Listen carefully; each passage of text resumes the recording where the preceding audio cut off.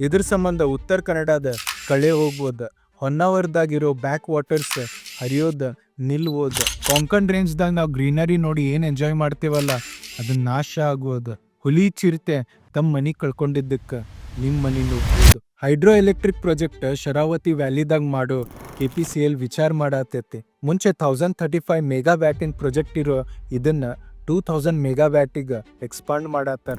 ಅದ್ರ ಸಂಬಂಧ ಶರಾವತಿ ನದಿದ ಬಹಳಷ್ಟು ನೀರ ಬೇರೆ ಕಡೆ ಡೈವರ್ಟ್ ಮಾಡೋ ವಿಚಾರ ಮಾಡತ್ತಾರ. 350 ಹೆಕ್ಟರ್ಕ್ಕಿಂತ ಜಾಸ್ತಿ ಫಾರೆಸ್ಟ್ ಲ್ಯಾಂಡ್ ಕ್ಲಿಯರ್ ಮಾಡಕ್ ನೋಡತ್ತಾರ. ಇದ್ರಲಿಂತ ಉತ್ತರ ಕನ್ನಡ ಡಿಸ್ಟ್ರಿಕ್ಟ್ ಆಗಿರೋ ಜನಕ್ಕ ಡೈರೆಕ್ಟ್ ಇಂಪ್ಯಾಕ್ಟ್ ಆಗುವುದು. 16,000ಕ್ಕಿಂತ ಜಾಸ್ತಿ ಟ್ರೈಬಲ್ ಮಂದಿಗೆ ಎಫೆಕ್ಟ್ ಆಗುವುದು. ಎಷ್ಟೋ ಪ್ರಾಣಿ ಪಕ್ಷಿ ಮನಿ ನಾಶ ಆಗುವುದು. ಅದಕ್ಕೆ ಗೌರ್ಮೆಂಟ್ ಈ ಯೋಜನೆ ನಿಲ್ಲಿಸ್ಬೇಕು. ಸೋಲಾರ್ ಎನರ್ಜಿ, ವಿಂಡ್ ಎನರ್ಜಿ ಅನ್ನೋ ಅಲ್ಟರ್ನೇಟಿವ್ ಪ್ರಾಜೆಕ್ಟ್ ಮೇಲೆ ಗಮನ ಕೊಡ್ಬೇಕು. ಉತ್ತರ ಕನ್ನಡ ಮತ್ತು ಶರಾವತಿ ನದಿ ಜೀವ ಉಳಿಸ್ಬೇಕು.